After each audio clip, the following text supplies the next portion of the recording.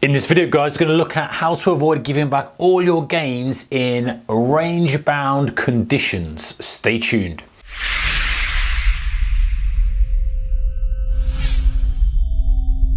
Hey traders, a very warm welcome to you. All right, so I know this is super frustrating. Markets may have been having nice volatility, doing nice daily ranges, doing nice ranges in whatever time frame you're trading.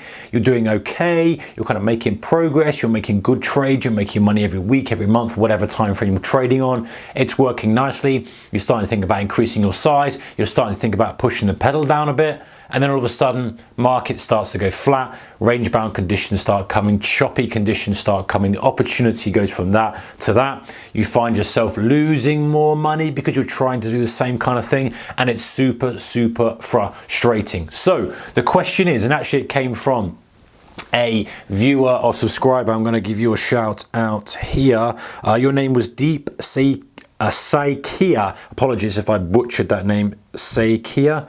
Anyway, you know who you are if you're watching this. Appreciate your question. And you have said, hey Mark, can you give some general tips on avoiding choppy markets and trading when markets are less volatile, as is currently happening in the FX market? Yes, the FX markets, at the time of filming this video, have just gone zoom in terms of volatility. Quite right. Is range bar trading a solution to avoid chopping? Let's talk about that in a second. I know you've covered a bit more about range bars before, but can you elaborate on this topic? Because as a beginner trader, it's very easy to give back all the gains during such market conditions. Thank you, Deep, for your question. And yes, as any trader, not just a beginner, it's so easy to give back your money because you want to press, you want to push, and then you don't recognize that conditions have changed. And yes, I've talked about this before, but let's talk about some kind of tactical things that we can perhaps do to do this. So there's two ways that I look at this, guys. There's two areas, if you like, of way to do it. There's an operational side of it, and then there's the second phase, which is more, how do I avoid it by not getting involved into it? So if I want to stay involved with the market, how would I kind of tame the choppiness and make it a little bit more to my advantage? On the second pillar, if you like, is how to avoid trading that at all, but yet monitor it for when it might change. Okay, so if we look at number one,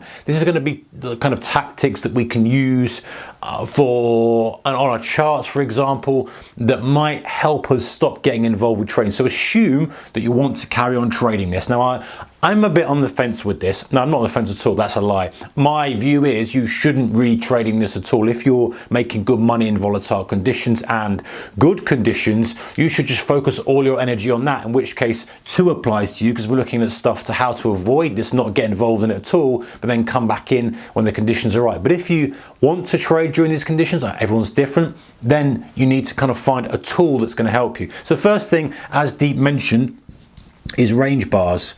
Okay, so range bars really will dampen the noise down a bit because you won't get the bar print until you've had a certain amount of range done. So if you've got a 10 pip range bar, 20 pip range bar, you're only going to print that candle or bar when you get that actual range. And I've talked about range bars before, so that's something, one way of doing it.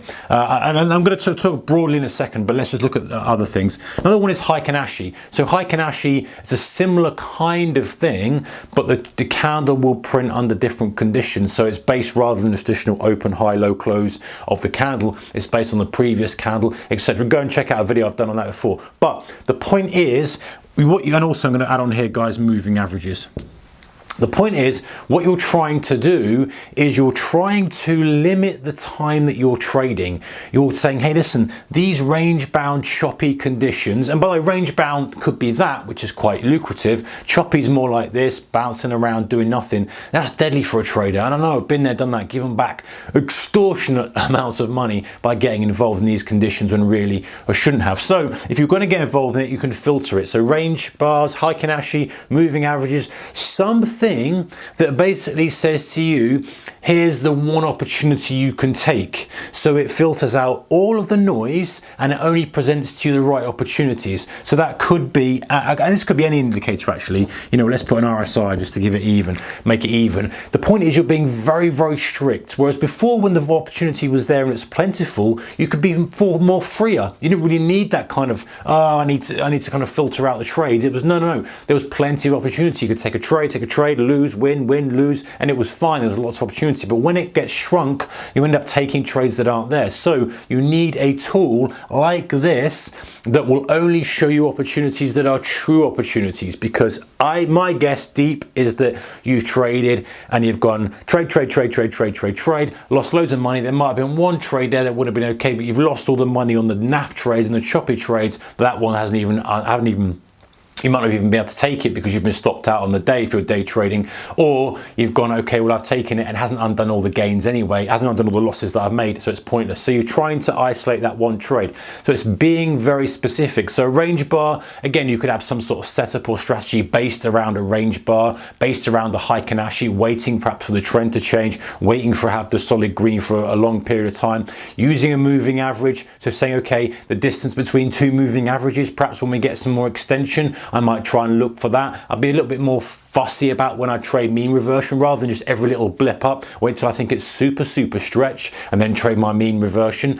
Cancel breakouts completely until it proves otherwise. Lots of different things you can do to trade within that environment. However, 2 I think is the better one, and that is to say, do not get involved when the trades are like this, when there's no volatility, when there's no when it's just too choppy, you know, it's just dipping around nothing. So what you're doing is you're monitoring for when conditions change. So you're going to monitor stuff like, and you're not going to be involved until conditions change. When ATR increases, okay, so when you get, and on a higher time frame as well, there's no point looking to a lower time frame. You want the daily ATR to start winning, because on an intraday perspective, from a day trader's perspective, unless the daily range is decent, the weekly range is decent, there's no meat on the 5 or the 15. And so look for your daily ATRs to increase, and you will see that on your chart. You put your chart up, you go decent volatility, ATR is quite nice. Now the volatility has gone a little bit grubby, a little bit naff, your ATR is going to shrink. So look at that. The other one as well is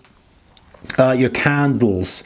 Now, what I mean by this is I call them dirty candles, and dirty candles to me are on your daily chart, or any chart really, where you've got red, green, just a complete nothing. Price is going nowhere. You're getting a little bit of green, a little bit of red. There's no pattern to it.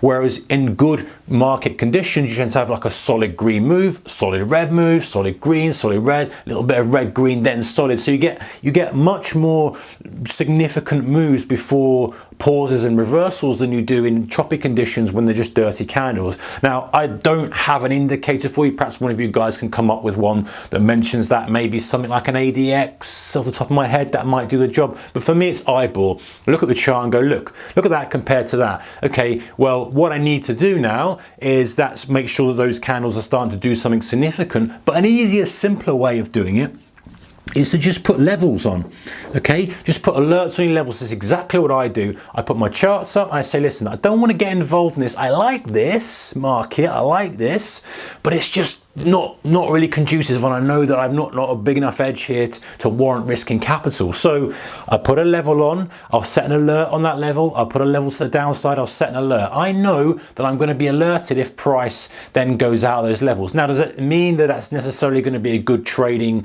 instrument? Not necessarily, but I know that those levels are significant enough that it could mean that we could be back into volatility type phases. I know that now on some of the currency pairs, super range bound conditions, you want to set your levels. And by the way, these aren't trade alerts, they're just alerts to look at the market again. So you set your high level, you set your low level, you put your alert in, you have that fed to whether it's email, SMS, however you set it up.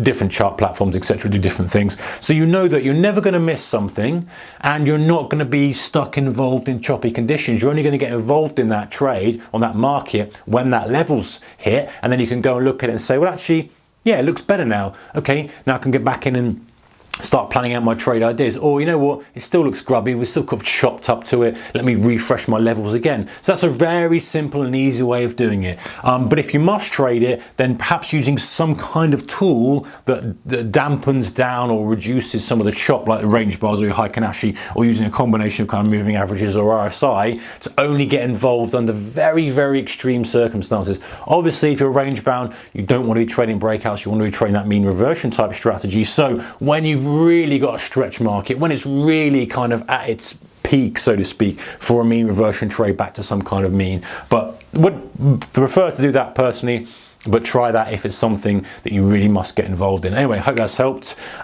Deep, who sent the question, I hope it's helped anyone else who is having the same problem. Take care, whatever you're doing, guys. Keep your risk managed. Bye-bye.